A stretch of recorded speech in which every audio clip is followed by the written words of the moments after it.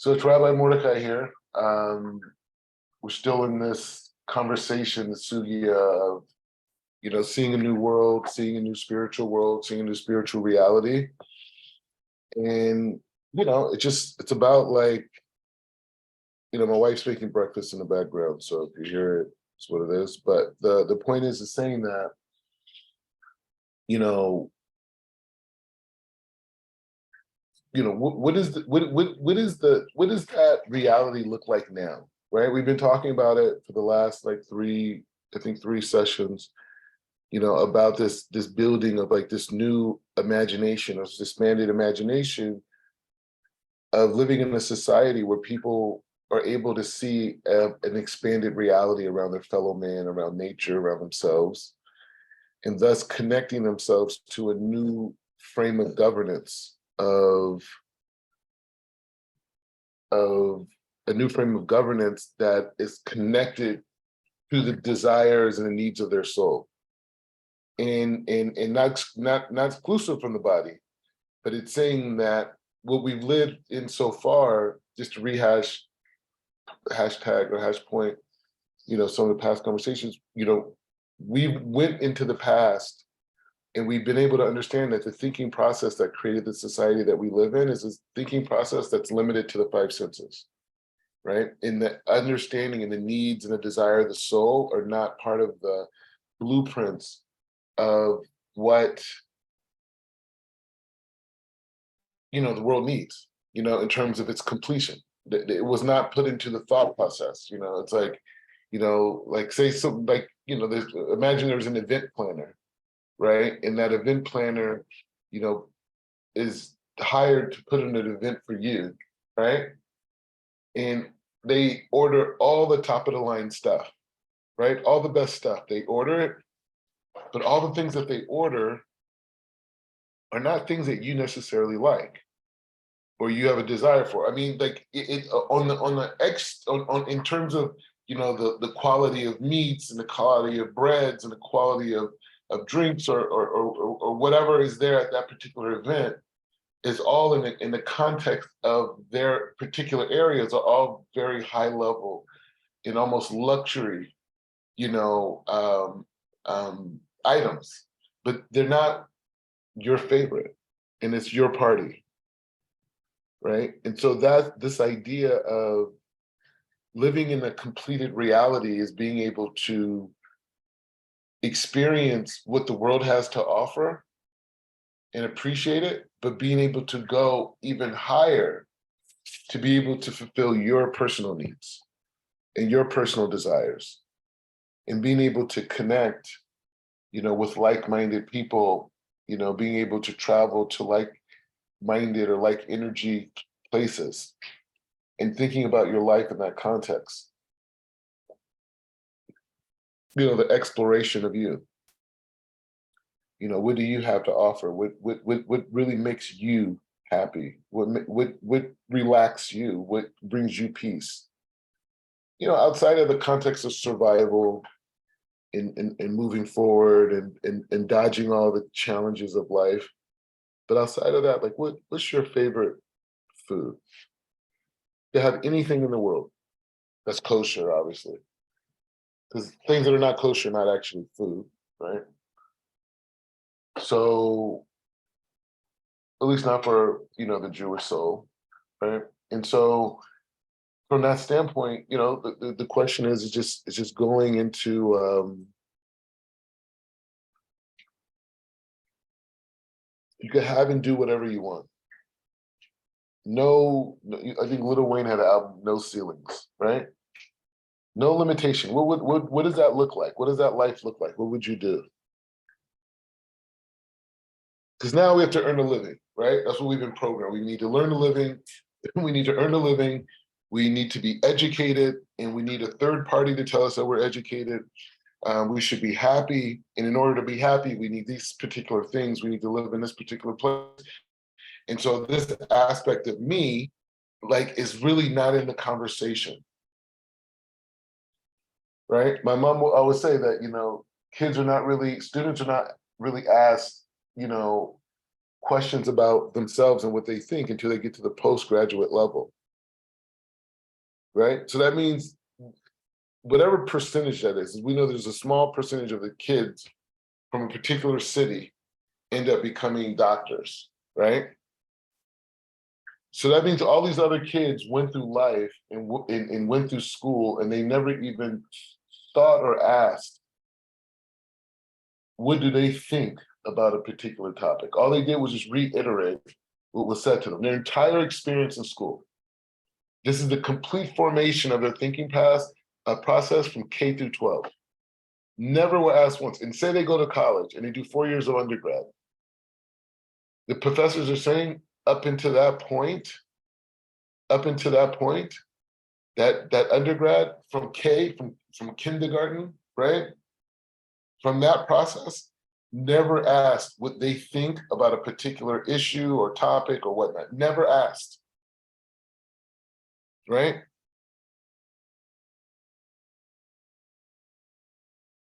They were never asked. So what type of thinking process is developed by a society that's not even asked what they think about something, let alone the dynamic of a society that's not putting the desires and the needs in the forefront on all their decision making? How efficient is that society when God brought us into this world to correct our soul? All human beings have a correction. That's the whole context of being a human, is that you have a correction with your soul that you have to battle against your free will against. You know, you have God's will and you have the desires of the body, the desires of the dualities of the world around us. But it's important to think about this, right? That we're in this world to correct our soul, but we live in a society that never discusses, never communicates, never cultivate any thinking around us. This is the essential part of why we exist as human beings. It's for this purpose, and we live in a society that says nothing about it. And in fact, many of the things that our society pushes us towards, according to our sages, damage the soul. Not keeping the Torah, not keeping the, you know, they say the statutes, laws, and commandments. Hukim mishpatim, right? Mitzvot.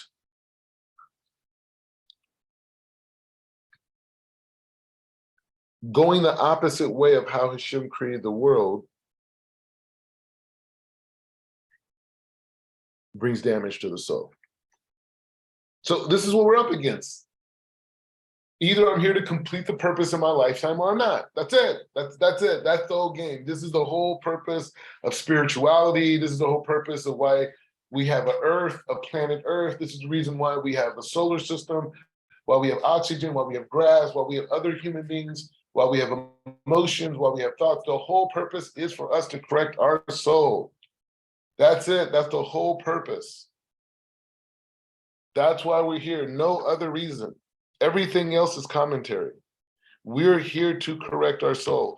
And so Hashem gave us this gift called the Torah that allows us to have the navigational tools to achieve our personal correction. And the genius of it and the godliness of it is that the Torah is understood in a unique way to every single person on planet Earth. Everyone in B'nai Israel, and then everyone from all the 70 nations, right? There's a distinction.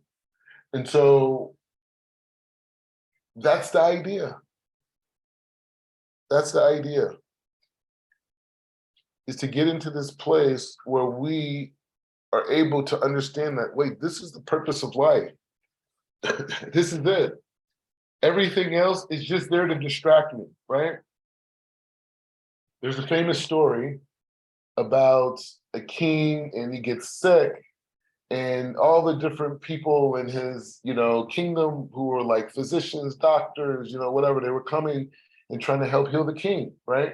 And it got so bad that the king puts out and says, you know, I will give the royal treasure to whoever could come and heal me. They could have the entire royal treasure, right? And I'm telling you, like this treasure was like Like if you could imagine a football stadium that like has like you could put 60,000, 80,000 people in, it's on that size, full of gold, full of chariots, full of pearls and diamonds and rubies and different types of golds from different parts of the world. It's the most amazing thing. That's why the king said it. Right. And so this is particular guy. His name is, I don't know if I would say his name. I don't want to embarrass the guy. But, let's just say his name is Bob. Okay. Obviously, back then, people probably didn't have the name Bob, but I'm just trying not to embarrass this guy. And so Bob is, a really holy guy who doesn't know what's going on. And his wife comes to him and says, Bob, the king just put out a decree and said that anyone who could come and heal him gets the whole royal treasure. And you're the best healer. No one knows about you. He's like an undercover type guy, low key. People know him, but I'm saying his wife sees him as this very special person. So she says, you're the one that can heal the king. And so he's like, okay, fine. So he goes, he meets with the king, sees what's wrong with him. Within a few days, the king starts to get better. The king starts to get better every day. He's not completely healed yet. And so he realizes that this is a good chance that he's going to have to give up this royal treasure. Like when he was in distress, he was willing to give everything up. But as he got better, he started to backtrack, right? He started to backtrack. And as he backtracks, he starts to make up a new law. And he says, well, actually, it's not that I'm going to give the royal treasure, but I'll allow someone to go into the royal stadium where all of our treasures at, and they can bring carriages, they can bring whatever they need, and they can take as much gold out as they can within a 24-hour frame, right? 24 hours, right? And the story I'm saying connects exactly what we're just talking about. So we're on point. So 24 hours, right? 24 hours, you could come in. He changed the whole thing. First, you could just have it if you heal me. Then the king changed it and says, nope, you know what? 24 hours. You could go in there and take as much as you want in 24 hours. And he's like, okay. And so as the king got even better, he even started to get even more stark.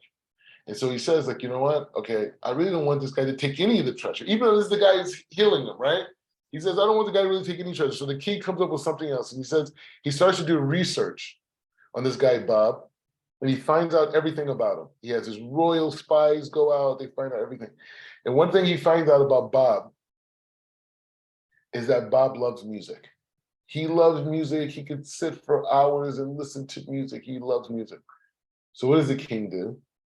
So the day before Bob is supposed to go into the royal stadium and take, as much gold as he can in the day, the king assembles the best musicians in the whole kingdom, the best ones, the top musicians in every particular instrument. He has them there, and he brings them there, and he has them all play different solos and different duets, different things together, depending on the musicians and how well they knew each other, whatever. And so as Bob walks into this stadium with this big carriage to take as much as he can and leaves,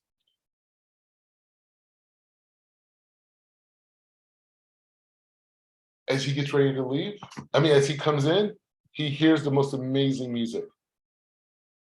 And as where the musicians are playing at, it's all these chairs and even some snacks sitting there. So Bob says, hey, you know what? I got all day, I got 24 hours. I'll sit there for a second and,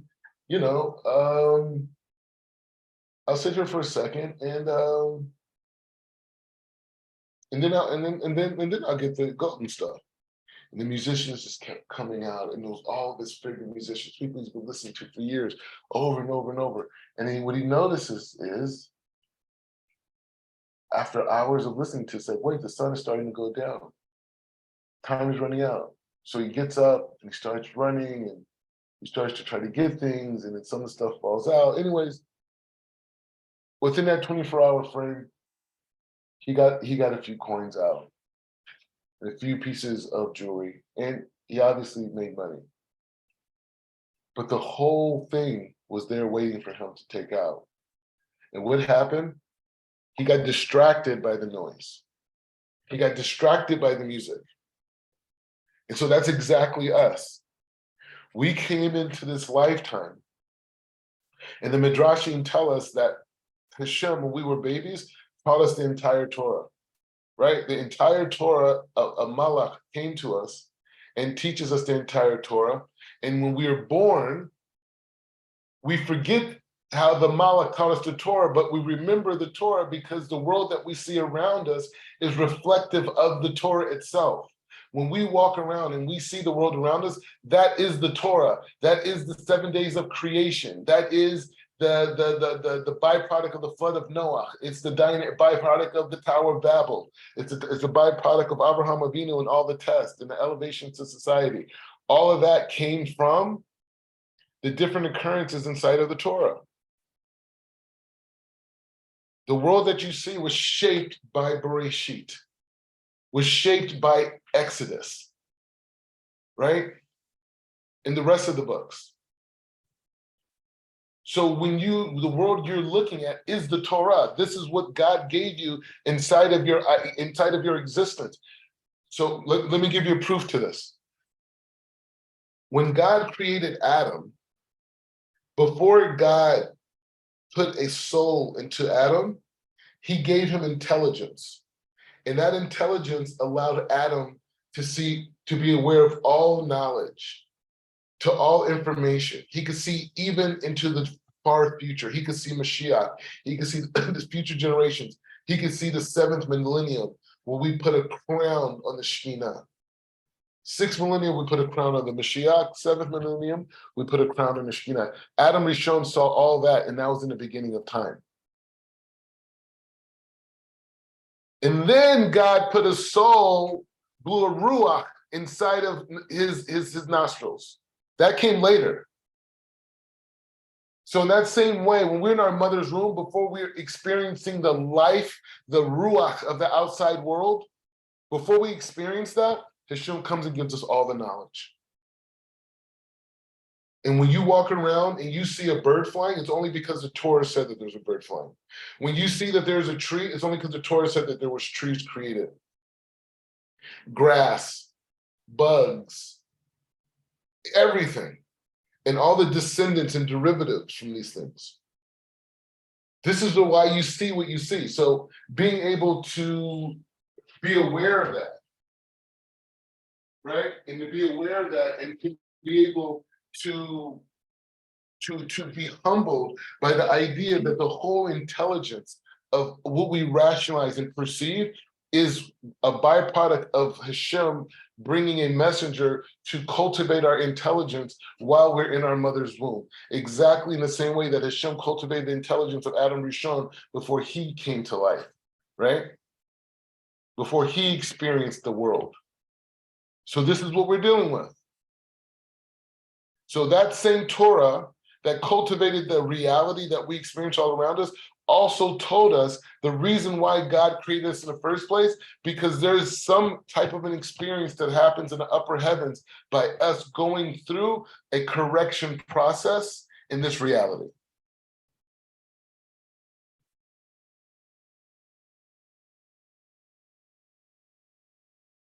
So we're here to correct our souls. That's it. This is the dynamic. And we live in a world that's not aware of that. I'm not playing the enemy game where this is the enemy. Anyone who disagrees or doesn't see the world the way it is the enemy. That's a small way of thought. Right? That's a small way of thinking. Right? Because what we want to do is be connected to everything. We want to be connected to all the good attributes that exist on planet Earth. No. There's people who just don't know. Everybody has a soul. when the Midrashim tell us that when Bnei Israel was standing on Har Sinai, and when God's presence revealed itself, the neshamas, the neshamot of Bnei Israel left their bodies. Their souls left their bodies. When God's presence on Mount Sinai, their soul left their bodies to the point that God had to send angels into this world to take the souls of the bodies of the Israelites as they were ascending to the heavens, took those souls, brought them back to earth, and put them back into the bodies. And the Midrashim says this happened 7 times. And so the sages say, how could this happen? What was it? What was it that was going on? What was going on was the fact that it was revealing to us, the Midrashim is teaching us that when God's presence is near, the soul goes. It just wants to be with Hashem. It doesn't need the body anymore. The body is only here for part of the correction process. Body was compiled of different ingredients, different dualities, right?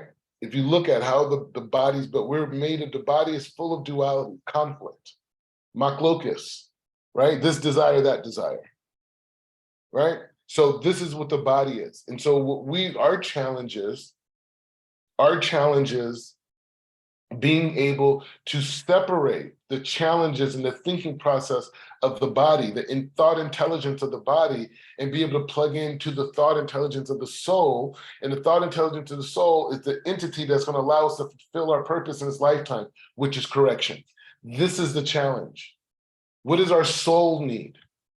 How does our soul function? How do we connect? And of course we do that because we want to elevate the body. We want to take this conflicted entity called the body and raise it to its highest potential of order, of expression, of manifestation. That's what we want to do. We want to use our fingers, our mind, our eyes, our mouth, everything about our body to its highest potential. And Baruch Hashem, because we have mitzvot, we're able to do much of that.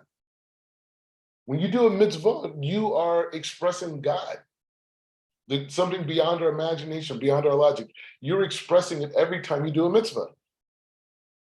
Every time you do a mitzvah, you're expressing God in the physical sense. Anytime you think of God, you're connected to God in the intellectual sense. Right?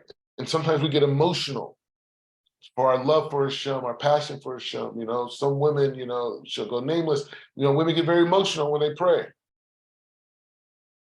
But that's the emotion of God, the binding of God with the emotion. But that has to be the kavanah. It can't be my pain or sorrow, what I'm sad about. No, it's the binding myself with Hashem and the safety of that and the ruchnius of being able to be one with Hashem brings me to tears.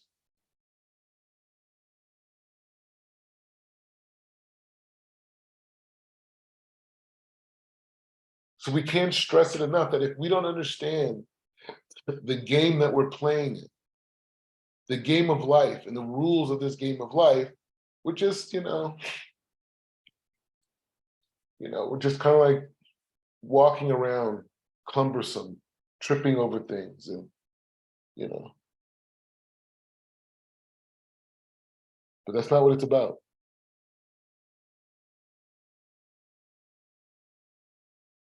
We all are here to achieve our potential, to achieve our ultimate good, our ultimate best self. And you know what? Many of the challenges and many of the mistakes that we've made in our life were only as a precursor to that moment when we say Bereshis bara Elohim. For our own lives, when we say, this is the beginning of my life. Right now, everything before was the past. This is the Teva of Noach rising from the flood, which could be from my transformational process with the Torah. And from this is the beginning. That doesn't mean everything's going to be perfect, but that means what existed in the past and that past generation of cruelty and abuse of Noach's generation, that world was over. This is the new era of human beings, a new era of thought, a new era of creation. When we make that decision in our life,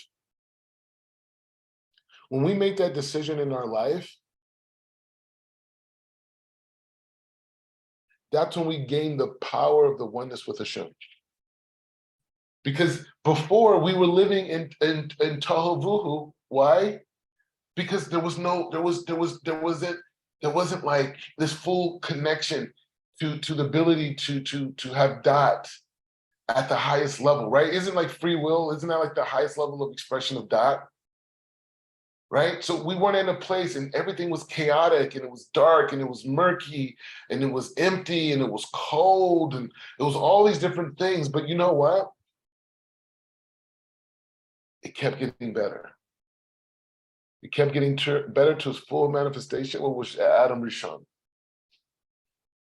You know, the Zohar said, I had the merit of learning, Chatzot this morning, Tu Bishvat, for sure is powerful light.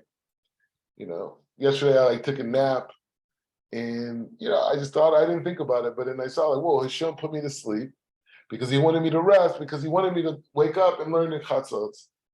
And so I had the energy to do it. So one of the great things that the Zohar said, it talks about Adam Rishon.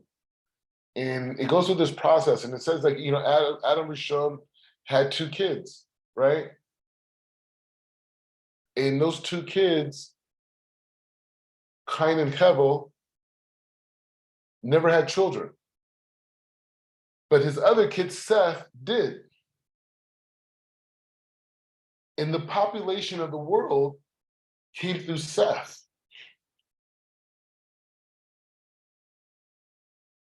Right? And so the world was just in this kind of like this state of just kind of growth, right? It's like a state of growth. Hold on, you know what? Let me open it. It's just so happily that it's right in front of me. And so, why not look at it? Wait, actually, I think it's an extra.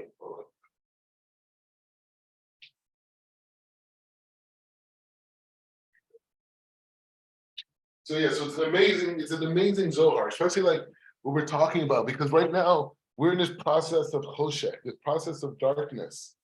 And what is this darkness? This darkness is not connected to our core purpose in this lifetime. And you understand this is like a huge thing, right? And so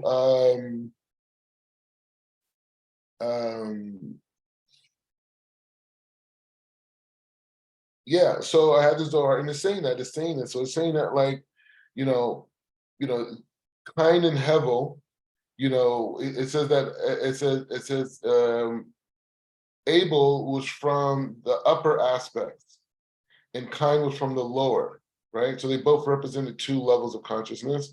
And it says that but in neither of them inhabited in the earth. And he says like, so they were like kind of like operating in this higher reality, right? And he says, then he fathered a son named Seth. From the world, from him, the world was populated, was planted, was populated, right? And then it talks about going further with Abraham, right? It says, in spite of all this, the world below was not finished and completed and was not sustained until Abraham came along, right? And he explained why, Abraham, right? And then he goes further, and then it says, well, he says, in all of this, he says, the world was not properly planted with his roots into Jacob, into Jacob came along, and he created this kind of like place of manifestation, meaning that Abraham came and he brought this right column energy, right? So let's go back a little bit. So we're going there, right? We're going there. You may not understand everything I'm saying. Your soul knows what I'm saying, but we're talking about this. So Adam represents this dynamic of the completion of man, but the completion of man was man and woman, right? So man and woman, and it's interesting too, because the Zohar asks a question that says, why does it say in his image? Why does it say it twice? And he says, in his image was referring to man and woman. One was in the image, man was in the image of man, and woman was in the image. Man was in the image of God, and woman was in the image of God. So it makes that point. And so it talks about like this dynamic, and they're representing these two sides, and within them they have dualities as well. goes into that whole thing. And then he goes and he talks about Adam eventually, having children, and how Abel, Cain, and Hevel represent the upper and lower, like worlds, but up in the upper world. So like if you said like we have this world that we live in right now, and then there's a world in the heavens, right? So in the world in the heavens, there's different levels of that heaven, right? Just like in this world that I live in, there's different levels in this world. So they're saying in this upper reality that Cain and Hevel represent the upper aspects and the lower aspects of this, right? And so that's why they didn't have children into this world, because they were from a heaven, they were operating in a heavenly reality, like above physicality, to largely agree. And then Seth came, and then Seth came along, and Seth was grounded in this world, right? He was grounded into this world. And so this world that him being grounded in, he was the one that populated the world, right? And they said, even with this process of, upper, lower, middle, or whatever you want to say, this dynamic existed then. And then he said, in spite of all this, the dynamic of the physical component of the planet Earth was not sustained until Abraham came along, right? Because Abraham represented this right column energy, this like energy of Hesed. He represented that expression of that energy on planet Earth. And then Isaac came, and Isaac came, and he held he said that the Zohar uses the word, he held the world in Gevurah, like he brought that light of Gevurah down into planet Earth, that it's a part of the formation. But it wasn't until Jacob that this process was complete, because Jacob was the entity that held up the right and left column and brought them together, right? So this is what Jacob represents. But he said, but even after that, they said the world was not fully, properly planted into the 12 tribes and the 70 offspring from them. So Jacob came and he brought it down to another level on planet Earth, right? Where he brought the spheral that existed with Cain and Hevel and Seth, and then Abraham brought the right column, Yitzhak brought the left column, Yaakov brings the central column, and then he says that brought the world even down to even more level of this the koach of the world being revealed, for lack of a better term. And from there, it went even to another level of manifestation with the 12 tribes. And then it even went to even another manifestation after that with the 70 offspring, right? How many people did Jacob count when they came into Mitzrayim? So that's the idea, right? So this was the koach of Hashem being manifested, being revealed into this physical world, right? And so this is the kicker. This explains everything right here, right? This explains everything. He says, even so, it was not completed until the time Israel received the Torah and the Mishkan was erected. He says, at that time, the world could exist, and at that time, the worlds could exist and were completed, and the higher and lower beings were scented, were at their highest level of expression. And what is the kicker between the Torah and the Mishkan? The Torah represents the Aaron pin, and the Mishkan represents Malchut, right? So this process that I just explained outside completely, like in English, is this dynamic of saying that this is the reality of God utilizing creation to reveal to creation his presence and impact and duality and complexity in this lifetime on this planet. right? Like we can go back and we can look and see how the human population was created on a physical and non-physical level. This is what the gift of the Torah provides for us. And by being able to see this process of how light has been disseminated, how light has been revealed, what are the unique lights and how they all come together. And then how do I play a role in that, right? So let's just continue to, move forward in our progression, but being able to come to this conclusion and saying that I'm only in this world to correct my soul. That's the only reason why I'm here.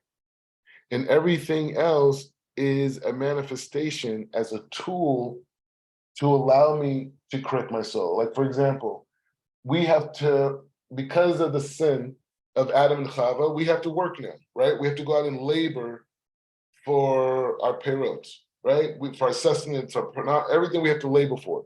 But during the time of Adam, we didn't. So what do we have? What do we learn out by the concept of work, the concept of process? What the concept of work and process are teaching us is that the concept of work is teaching us that this process of being busy with labor and doing it for the sake of the man and bringing that light and that shefa into our lives, for our families and our communities and the world as a whole, that mechanism that we physically have to have our hands on it and we have to think about it and we have to spend time, this is also part of my correction process. But if I don't have this kavana, this thinking, this intentions in mind while I'm working, then I'm doing something that's going to be unfulfilling. Right? Same thing with a marriage, the same thing with raising children, the same thing with making a lot of money. If it doesn't have this additional connection to the 99% reality, the soul reality, if it doesn't have that component to it, it's going to be an unfulfilling experience. If I look at the physical world that I live in and see it as a dynamic of, oh, well, you know what? You know, the physical world is just here, it's just here, and I interact with it. It's not here to bring me to tshuva. It's not here for me to grow as a person. It's not here for me to, experience a higher dimension of connection to the light force of Hashem, that the presence of Hashem, the Shekhinah of Hashem, that I could utilize this experience of marriage. I could utilize the experience of nature. I could utilize the experience of common man, right? The experience of traveling, all the different things, flying, swimming, whatever you want to do, I could utilize it as a way to express a connection to God, whether it's my physical health, whether it's inspiration, whether it's pleasure, oneg, right? This is the world that we're in. And this is the world that we want to live in, and this is the world we want to promote. So it's not about, for me, promoting religion, Are the people who are religious? Yes. Would I be categorized? Would I be categorized as a religious person? Yeah, I would. But what I'm pushing in the world is not religion. What I'm pushing in the world is a new way of seeing ourselves as human beings that's inspired by the teachings in my religion, for sure.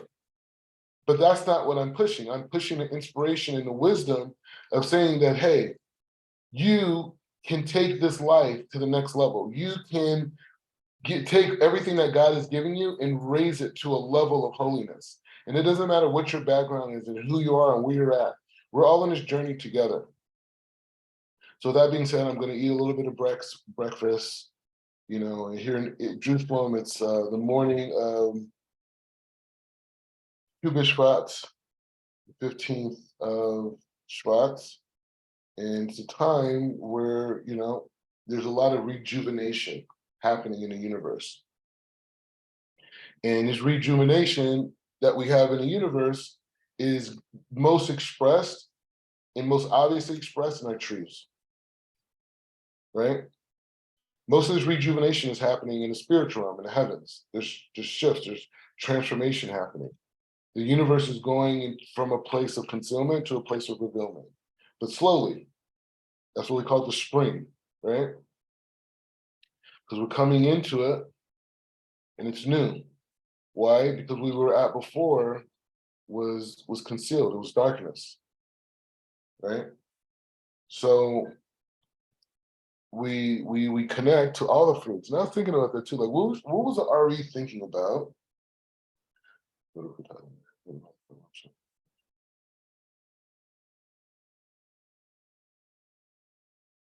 Like a lot of people look at the fruits, you know, for Tu B'Shvat Seder, right?